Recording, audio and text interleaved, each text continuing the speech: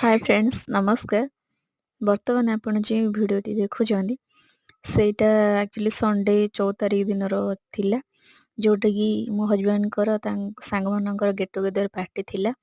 ଆଉ ସେଥିରେ ସବୁ ବିଭିନ୍ନ ଗେମ୍ ଅର୍ଗାନାଇଜ୍ କରାହେଇଥିଲା, ଛୋଟ ଛୋଟ ପିଲାଙ୍କର, କପଲ୍ସ ମାନଙ୍କର ଆଉ ଲେଡ଼ିଜ୍ ମାନଙ୍କର ବି।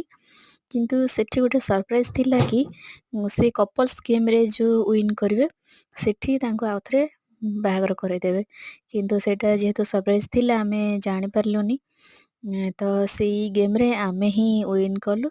ଆଉ ଦେଖନ୍ତୁ ଆମକୁ ସେମାନେ ମିଶିକି କେମିତି ସବୁ ବାହାଘର କରାଇ ଦେଇକିନା କେମିତି ମଜା ନେଉଛନ୍ତି।